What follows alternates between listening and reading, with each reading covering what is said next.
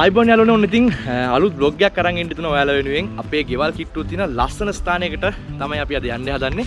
හැබැයි මේ ස්ථානයට අපේ ගෙවල් කිට්ටුව තිබ්බත් මං යන්නේ අවුරුදු 16කට විතර පස්සේ 15කට 16කට විතර පස්සේ මගේ ගමේ යාළුවොත් එක්ක ගියාට පස්සේ අද තමයි ආයිත් යන්නේ. අපි ගිහිල්ලා බලමු ඒ තැන කොහොම වෙනස් වෙලාද. දැන් හැමතැනම ප්‍රසිද්ධයි. නම කිව්වම හැමෝම දන්නවා වංගෙඩිගල. ඉතින් අපේ ගේ කිට්ටුවම ගෙදරට උඩ කන්ද ගෙදර තියෙන තැන ඉඳලා උඩ කන්දේ තමයි වංගෙඩිගල තියෙන්නේ. ඉතින් ළඟ තිබ්බත් අපි අවුරුදු ගානකට පස්සේ අවුරුදු 15ක් කියන්නේ ඉතින් පොඩි කාලයක් නෙමෙයි. ඉතින් සෙල්ලම් කාලයක් නෙමෙයි. අපි ගිහිල්ලා බලමු මොකද්ද වෙලා තියෙන තැනට වෙනස්කම්. මොකද දැන් ගොඩක් කට්ටිය ලංකාවේ ප්‍රසිද්ධ නිසා එනවා. මං හිතනවා තිබ්බ විදිහටම ඒ ලස්සන ඒ විදිහටම ඇති කියලා. අපි ඉතින් ගිහිල්ලා බලමු වැඩි කතා නැතුව අපේ කට්ටිය නම් ඉස්සරහින් ගියා. මම ඉතින් අන්තිමේට හිටියා මේ වීඩියෝ එක පටන් ගන්න ඕන නිසා. එහෙනම් අපි යන් ටිකක් අමාරුයි එක දිගටම කන්දක් තියෙන්නේ. මට කමන්නේ නැහැ. ට්‍රැවලින් කියන්නේ ඒ කියන්නේ කඳු නගිනවා කියන්නේ වෙනම ආර්ට් එකක්. ඉතින් අපි ඒ ආර්ට් එකට හුරු වෙලා තියෙන්නේ. කාලයකට පස්සේ නිසා පොඩ්ඩක් මහන්සියි. මොකද vlog කරන්න අපි පටන් ගත්තා මම හිතන්නේ අවුරුද්දකට විතර කලින් වගේ. ඊට පස්සේ එකපාරම පොඩ්ඩක් නැවතුණා වැඩ ටිකත් එක්ක. අද ඉතින් ආයෙත් ඔන්න පටන් ගන්නවා අපේ vlogs අද ඉඳලා. එහෙනම් අපි ගිහිල්ලා බලමු වංගෙඩිගල. දිගටම ෆයිනස් කන්දක් තමයි තියෙන්නේ අපිට ගමන පටන් ගත්ත වෙලාව ඉඳලා. අපි ඉතින් ඒ ගස් අතුරෙන් යනවා. අපි හිතන අවුව අඩුයි අද දවසේ මොකක් හරි කාලගුණික විපර්යාසයක් වෙලා තිනවා. ඊයේ නම් හුලඟක් එක්ක හොඳ අවුවක් තිබ්බා. අද පොඩ්ඩක් අඳුරයි පොඩි සීතල ගතියකුත් තියෙනවා. අපි බලමු එහෙනම් ෆයිනස් ගස් අතුරෙන් ගිහිල්ලා ටිකක් දුර යන්න තියෙනවා. කිලෝමීටර් මම හිතන්නේ 4-5ක් විතර යන්න තියෙනවා කන්දේ. අපි ගිහිල්ලා බලමු.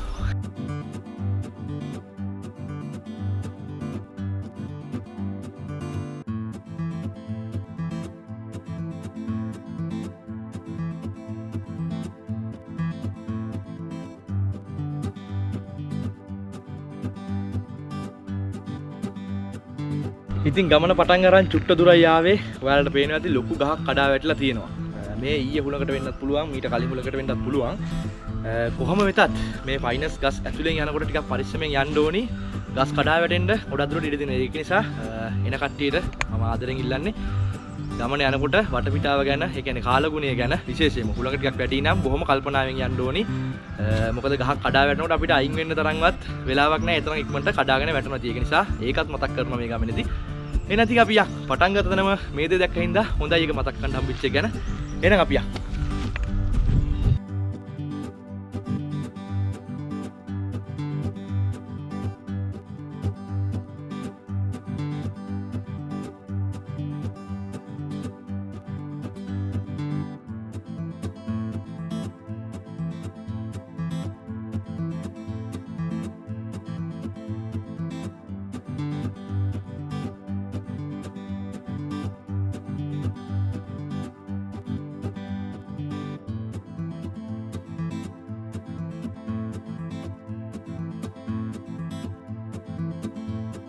ඉතින් අපි දැන් ගමනෙන් භාගයක් ඇවිල්ලා ඉන්නේ.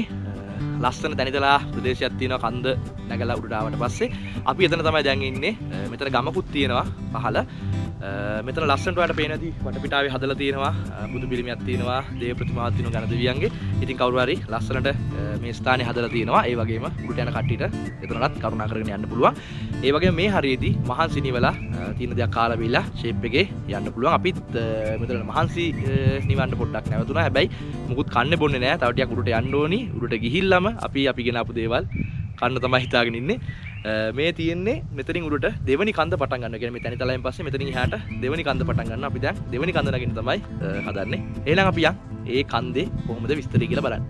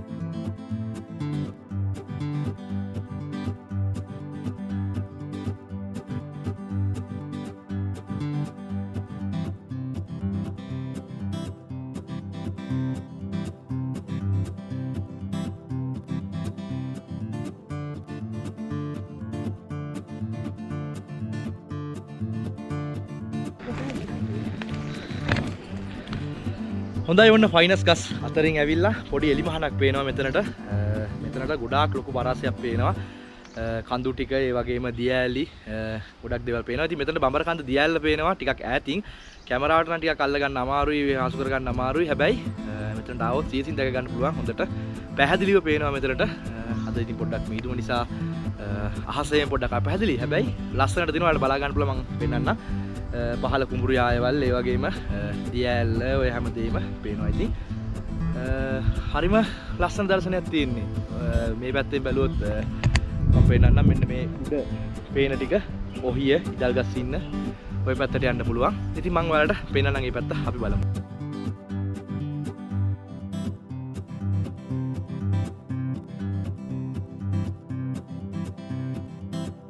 ඔයාලට මෙන්න මෙතනින් පේන්නේ මේ ලාවට බඹර කන්ද දියැල්ල තමයි අර චූටියට පේන්නේ ඔය කන්ද ඇතුලෙන්.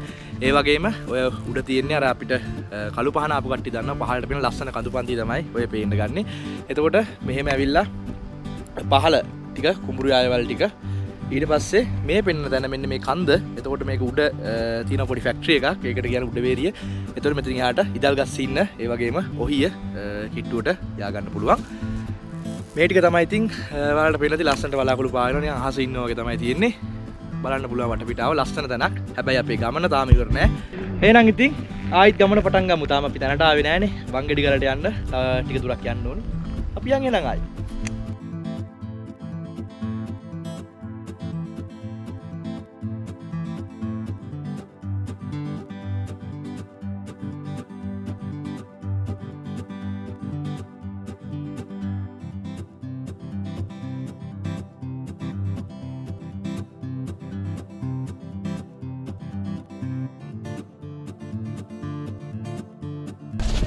ඇංගිලා ඉන්න පුළුවන් හදිස්සියක් වුණොත් අමුතුම තැන් තමයි තියෙන්නේ.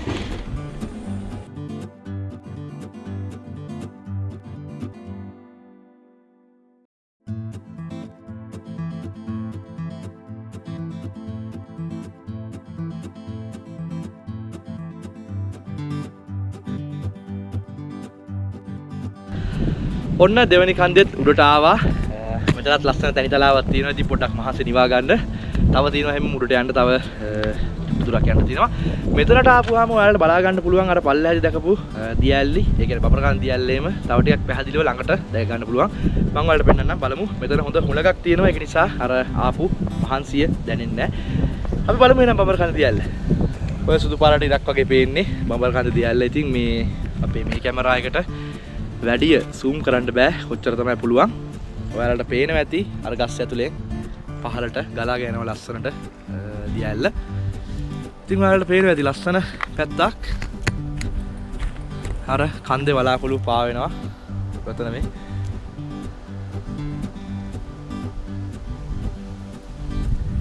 අපි ඊළඟට යන්න ඕනි. මෙන්න මේ තියෙන කන්ද තමයි ඊළඟ නගින්න ඕනි. මේ ගල් ගෙඩි ටික නම් වංගෙඩි වගේ පේනවා. හැබැයි ඒව නෙවෙයි වංගෙඩි ගාත අඩියක් උඩ තියෙන්නේ. අපි ගිහලා බලමු.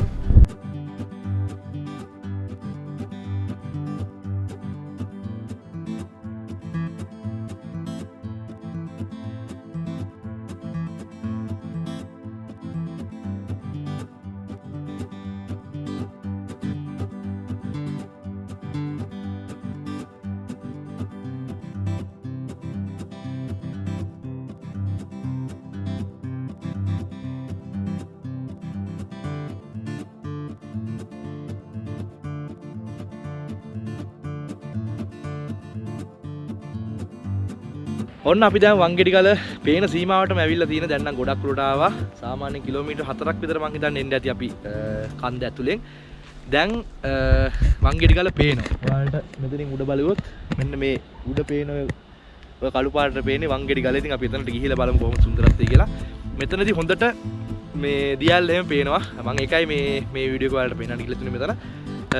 දියැල්ල කිට්ටුවටම ඇහෙන් බලනකොට නම් ටිකක් හොඳට පේනවා. දැන් මේ කැමරාවකින් අපිට ගොඩාක් පැහැදිලිව පේනට අමාරුයි.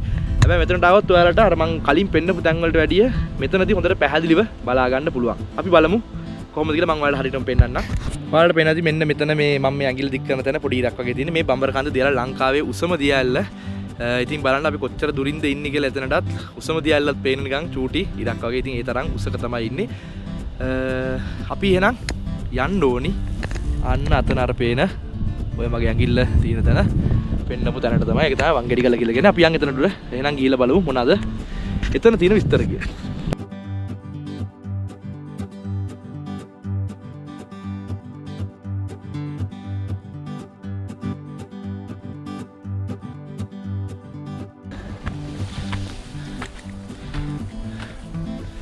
පේනවනේ ගල්වල විශාලත්වය පරණ කෝවිලක් වගේ.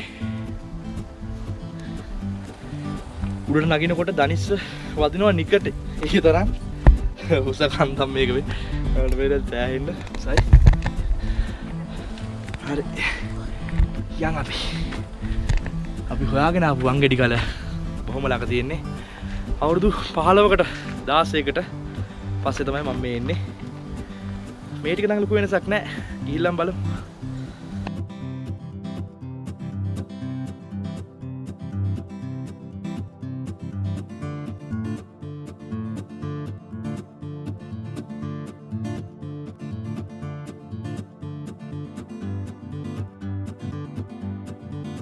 ඔන්න අපි කන්දවල නැගලා ඉවරයි.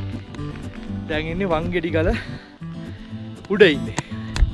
මෙතනින් උඩට තව ටිකක් යන්න පුළුවන්. මේ පැත්තට ගියොත් ගොම්මොලිය කියලා තියෙනවා. තව මේ වගේම ඔයාලට ඈතින් පේනවා ඇති පොඩි උලක් වගේ කන්දක්. තව ඊට එහායින් තව කන්දක් තියෙනවා. ටික ගොඩක් ඈත. මෙතන තමයි වංගෙඩි ගල කියලා කියන්නේ. අපි පොඩ්ඩක් බලමු ඉස්සරහට ගිහිල්ලා.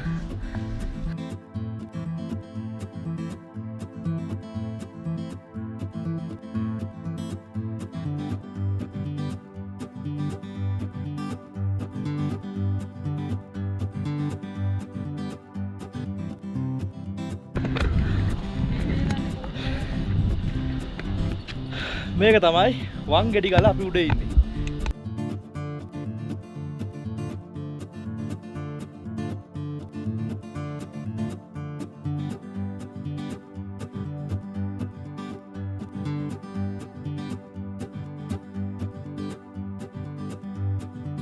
අපි ආපු ගමන් කන්න හදන්න ටිකක් බඩගිනි. ඒක නිසා අපි රොටි වගේක් හදාගෙන ආලු මිනිස්සුයි පරිප්පුයි එක්ක. ආපු ගමන් කාලා වින්න කියලා බැලුවේ සිරිනරම නරඹ. මෙතන නියම තැනක්. ඉතින් රස්නේ නෑ, සීතලයි. හොඳ හුලගක් තියෙනවා. ඒකත් එක්ක අපි රොටියක් කාලා ඊට පස්සේ පොඩ්ඩක් යන් වටපිටාව ඇවිදින්න. කැම්පින් කරන්න මේ මෙතනින් උඩ. අපි නිසා ඒකට යන් මොනහරි කාලා. මොනහරි කියන්නේ රොටි කාලා. මෙන්න මුකුත් කන්න දෙයක් නෑ. රොටි ලුණු මිරිසුයි තියෙනවා. පරිප්පුත් තියෙනවා. අපි රොටියක් කාලා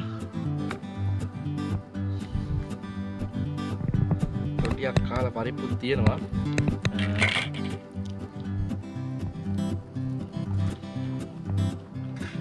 වෙනද වගේම කන්දක් උඩ ඉඳලා රොටියක් කනකොට වෙනවම ගැම්මක් තමයි දෙන්නේ. ඉතින් අපි අදත් ඉතින් රොටි කෑවාර මේ තන්ද කාලේ සමහරු කෑවා වගේ අපිත් රොටි අරන් ඇවිල්ලා දැන් ඉතින් ඒක කනවා. එහෙනම් මේ පැත්ත ඔක්කොම රත්නපුරේ, ඒ කියන්නේ සබරගමු පැත්ත තමයි පේන්නේ.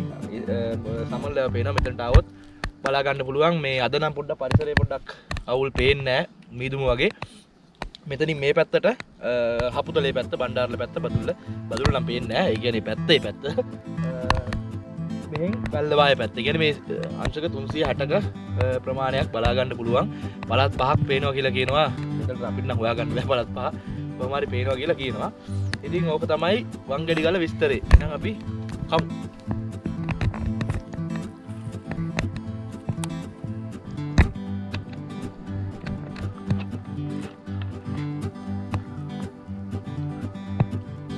රොටියක් කෑවා.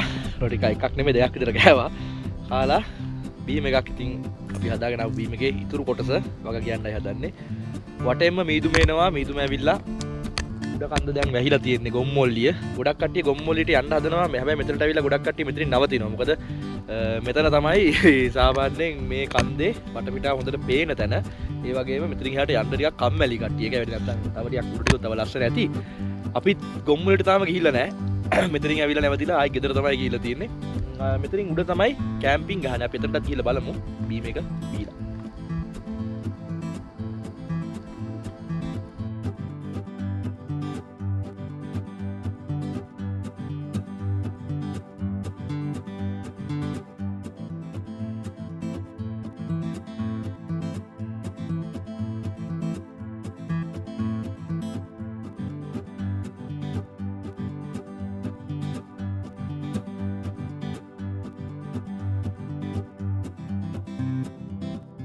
ඉතින් ඔයාලට බැලුවොත් පේනවා ඇති ලොකු උස තැනක අපි ඉන්නේ. ඒ කියන්නේ මේ පැත්තේ තියෙන කඳු පන්ති වලින් ඉහළම කඳු පන්තික තමයි අපි ඉන්නේ. වංගෙඩි ගල පිටලා තියෙන්නේ.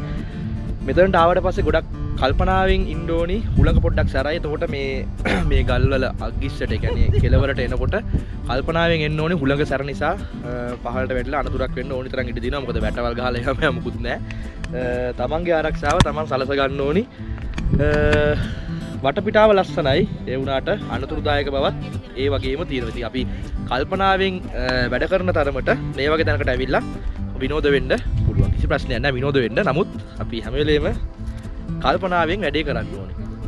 වටපිටාව පොඩ්ඩක් සුන්දර නරඹනවා. මම අවුරුදු 15කට කලින් ආවට වැඩිය පොඩ්ඩක් වෙනස් වෙලා තියෙන්නේ. වෙනස්කම් ටිකත් අපි බලමු පොඩ්ඩක්. අර පැත්තට යන වෙනස්කම් ටික හරියටම බලන්න. මොකද මෙතන මේ ගල් වෙනස් වෙලා නැහැ. කවුරුත් ගල් වලට උසලා යාට වැඩ කරන්න බැරි හින්දා. හැබැයි පරිසරේ නම් ගොඩක් වෙනස් කරලා වගේ මට පේනවා. අපි තාම දැක්කේ නැහැ. ගිහිල්ලා බලමු මේ වෙනස්කම් මොනවද කියලා. යාළුවෝ දෙන්නෙකුත් හම්බුණා. ජර්මනියේ. ජර්මනියේ යාළුවෝ දෙන්නෙක්. ඉතින් මෙයාලා දෙවෙනි වතාවට ලංකාවට ඇවිල්ලා තියෙන්නේ. ඇවිල්ලා තිනවා වංගෙඩි ගලට මීට කලිනුත්. අදත් ඇවිල්ලා මෙයාලා දැන් යන්න හදන්නේ. යන ගමන් අපිට හම්බුණා. ඉතින් සතුටුයි හම්බ වෙන්න ලැබීම ගැන. Thank you. Okay. Bye.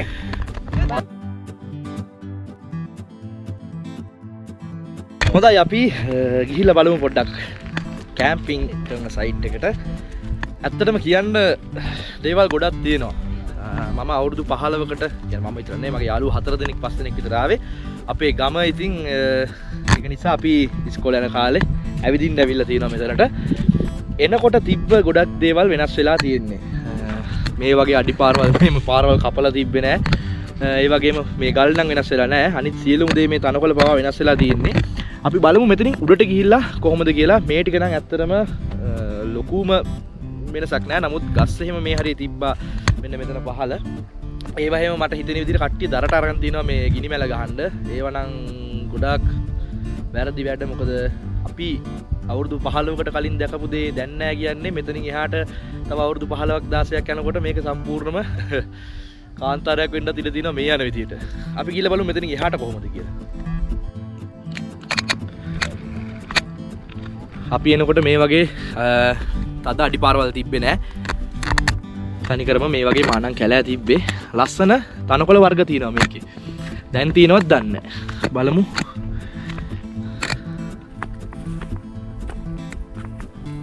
ඔව් මේවා ගොඩක් සුද්ධ කරලා ආපු කට්ටිය. මෙහෙම මුකුත් තිබ්බේ නෑ. ඒ යතින් බලද්දි නම් සෑහෙන්න දුකයි. මෙන්න මේ තනකොළ මේ ගස් జాතිය මේක ගොඩක් මේ වගේ අපේ පැත්තේ කඳු වල තමයි මේ ගස් జాතිය හැදෙන්නේ. මං හිතන හොරටන් දන්න පැත්තේ තියෙනවා. මේක තමයි මේ ටිකේ ගොඩාක් වැවිලා තිබ්බේ මේවා තමයි. ඒ වගේම තව බැරල්ල වගේ තියෙන ගස් జాතිය මෙන්න මේක. මේකට මොකක් කර නමක් කියලාද මට මේ වෙලාවේ මතක නැහැ. මේවා තමයි මේ ආයම්ම තිබ්බේ. දැන් ඒවා නැති වෙලා කට්ටිය මට හිතෙන්නේ මේවා සුද්ධ කරලා ගිනි තියලා ඒ වගේ දේවල් කරලා අපි යන්කෝ තව ටිකක් ඉස්සරහට.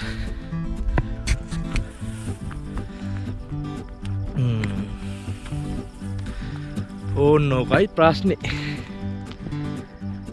හැම තැනම එලි කරලා විනාශ වෙලා ගිහිල්ලා. ඇත්තටම යාළුවනේ මම ඒ දවස්වල දැකපු වංගෙඩි ගල් නම් නෙමෙයි තියෙන්නේ. ගොඩක් දුකයි ඒකට නම්. හැබැයි ඉතින් කෙනෙකුට දැනටත් ඒක පරිස්සම් කරගෙන විනෝද වෙන්න පුළුවන් තත්ත්වයක් තියෙනවා. මෙතනින් එහාට එන කට්ටියගේ අතේ තමයි මේ ස්ථානයේ සුන්දරත්වය පවතින්නේ. මෙහෙම මේ එලි කල්ලවත් කිසිම දෙයක් තිබෙන්නේ නැහැ. හැබැයි ලස්සන තනිතලාවක් තිබ්බා. අපි මේකේ මගේ ගාව කලින් ඒ ෆොටෝස් නෑ. නැත්නම් මගේ කම්පියුටර් එකක් තිබ්බා. ඒ කම්පියුටර් එක කැඩුණා. නැත්නම් ඒකේ හાર્ඩ් එකේ තිබ්බ ෆොටෝස් ටික තිබ්බනම් ඔයාලා පුදුම වෙනවා වංගෙඩි ගල මෙහෙමද තිබ්බේ කියලා. ඒ තරම් දැන් මේක සම්පූර්ණ වෙනස් වෙලා. ඒක තමයි තත්ත්වය. ඕනෝකයි ලංකාවේ සමහර අපේ යාළුවන්ට විනෝද වෙන්න ආපුවාම ඒ තැන එකපාරින් එයාලා විනාශ කරලා යනවා. ඉතින් මොනා කරන්නද? හරි මේ ඔයාලට පේන්නේ නැති මෙන්න මේ පැත්ත මම පෙන්නන්නම්. ඕන්න ඔය වගේ ඔයිට වැඩි දැන් මේ නිකන් පාට අඳුරු වෙලානේ. මේ වගේ ලස්සන තනකොළ යායක් තමයි තිබ්බේ. මෙන්න මේ වගේ තිබ්බ මට ඒක මතකයි. මේ වගේ ලස්සන මේක වැරල්ල වගේ ශාකයක් ඔයාලට පේනවා ඇති. මේවයි අර මං කලින් පෙන්නපු මෙන්න මේ සුදු පාට ගසුයි තමයි මේ ටිකේ මුළු යායක්ම තිබ්බේ. ඉතින් හරිම ලස්සනයි ඉස්සර. දැන් ගොඩක් මේ සුද්ධ කරලා නිසා පොඩ්ඩක් හේ ලස්සන දැක ගන්න නෑ. ගස් තිබ්බ සෑහෙන්න ගස් කපලා අරගෙන ගිනි මැල වලට. අපි ඇවිල්ලා කැම්පින් කරේ මෙන්න මේ හරි. ඉතින් ඒ ටික තාම එහෙමම තියෙනවා. හැබැයි තනකොළ නම් මේවා ඉතින් සාමාන්‍ය දේවල්. තනකොළ ගහක් තැල්න එක ප්‍රශ්නයක් නෙමෙයි. ඉතින් ඒක ඊට වැඩිය අපි ඉතින් උඩ ඇවිල්ලා ඉන්නේ. ඒක ප්‍රශ්නයක් නෙමෙයි. නමුත් අර සුද්ධ කරලා විනාශ කරන්න නැතුව මේ වගේ තියෙනවා නම් ගොඩාක් වටිනවා. මේ වගේ තැන්. ඉතින් අවුරුදු 15ක් 16ක් ඇතුළත මෙච්චර වෙනස් වුණා නම් තවත් මොන කතාවද ඉස්සරහට. ඒක නිසා පුළුවන් එන හැමෝම බොහෝම කල්පනාවෙන් මේ වගේ ස්ථානයක් පරිස්සම් කරන්න පේනවනේ. කෑවට බිව්වට අපි විරුද්ධ නෑ. හැබැයි මේ වගේ දාලා යන්න එපා. මේ උඩට ඇවිල්ලා මේ බෝතල් අරන් යන්න මේ කවුරුත් එන්නේත් නෑ. ඉතින් නගර සභාවෙන්වත් කොහෙන්වත් එන්න බෑනේ. මේ කන්දට එක්කෙනෙක්ව ශ්‍රමිකයෙක්ව දාලා ඉවරලා මේව සුද්ධ කරන්න බලා ගන්න කවුරුත් දාන්නේ නෑනේ. ඉතින් අපි අතරේ තමයි ඒක තියාගෙන මේ ටික ආරක්ෂා කරන්න ඕනේ. ඇත්තටම අර මම බලාපොරොත්තු වුණු වාව් එක නෙමෙයි තියෙන්නේ. ඔයාලට ඉතින් ඒක ආවට ඔයාලට මේකක් නෑ. මොකද මම අර කලින්ම දැකපු මේක නිසා මට තියෙන අවුල. බලන්න අර ඔය ඈත ඔය ඔතන වැහිලා තියෙන්නේ ගොම් මොල්ලිය කන්ද. එතකොට බලන්න මීදුම ගලාගෙන යන විදිය සෑහෙන්න ඉක්මනට මෙතන වෙනස් වෙනවා පරිසරය. එතකොට ඔය මීදුම ඔහොම ඇවිල්ලා එකපාරම මේක වැහිලාම යනවා. හවස් වෙනකොට ගොඩාක් ලස්සනයි. මේක ඔයාලට පේනති හෝටන් තැන්න වගේ ලස්සන තනිතලා ප්‍රදේශයක්. එන්න විනෝද වෙන්න බොහොම පරිස්සමෙන් මේ පරිසරය ආරක්ෂා කරගෙන. මොකද මේවා දැක්කහම ඔයාලටත් සතුටක් දැනෙයි. ඉස්සරහා පරම්පරාවකටත් මේකේ ලස්සන දැක ගන්න ඉතුරු කරන්න ඕනි. අපි යන් තව ටිකක් බලන්න. දැන් නම් පාරවල් තියෙනවා බැලෙන්න. මේවට නම් දාලා තියෙනවද දන්නේ නැහැ. ඒ තරම් පාරවල් තියෙනවා. ඒ වගේම තව දෙයක් ඉස්සර මේ ටිකේ හිටියා පළඟැටි විශේෂයක්. කළු පාට පළඟැටියෝ රතු පාටයි කහ පාටයි වගේ තියෙන හරි ලස්සන පළඟැටි జాතියක්. මං අපේ පැත්තේ දැකලා තියෙන්නේ මේ කන්දේ විතරයි. කියන්නේ වංගෙඩි ගල විතරයි අපේ පැත්තේ දැකලා තියෙන්නේ. හැබැයි මං හිතන හොරටන් දැන පැත්තේ එහෙම නම් ඇති. නමුත් දැන් නම් එක පළඟැටියෙක්වත් පේන්නේ නැහැ ඒ જાතිය. හේතුව මට හිතෙන්නේ මේක ගිනි තියනවා සමහරව ඇවිල්ලා. ඒ කියන්නේ තමන් මෙතන විනෝද වෙලා ඔක්කොම ඉවරුනාට පස්සේ මේ පරිසරයටත් ගිනි තියලා යනවා නිකන් ඉන්න ගමන්. අන්න ඒ වගේ දේවල් වුණාම මේ තිබ්බ සුන්දර පරිසරය අසුන්දර වෙලා තියෙනවා. ඒ පළඟැටියෝ මං හිතන්නේ අපේ මේ කන්දෙන් සමහරට වඳ වෙලා වෙන්නත් පුළුවන්. මොකද පියාඹල යන්න තරම් එයාලට තැනක් නැහැ. වටේම ෆයිනස් කඳුනේ. එක පැත්තෙන් ගිනි ගත්තොත් මේක සමහර කාලෙට මාසයක් විතර ගිනි ගන්නවා. ඉතින් එතකොට ඒ සත්තුන්ට ඉන්න තැනක් නැහැ. ඒ වගේ දේවල් ඉතින් නොකරන තරමට හොඳයි. ස්වභාවිකවත් ඇති වෙන අවස්ථා තියෙනවා නැත්තේ නෑ. නමුත් ගොඩක් වෙලාවට හිතාමතා කරන දේවල් වලින් තමයි ඒ දේ වෙලා තියෙන්නේ. පේනවනේ. රෝන් නොකයි ප්‍රශ්නේ.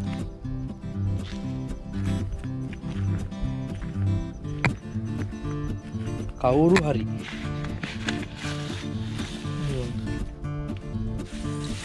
හැමතැනම අරක්කු බෝතල් දාලා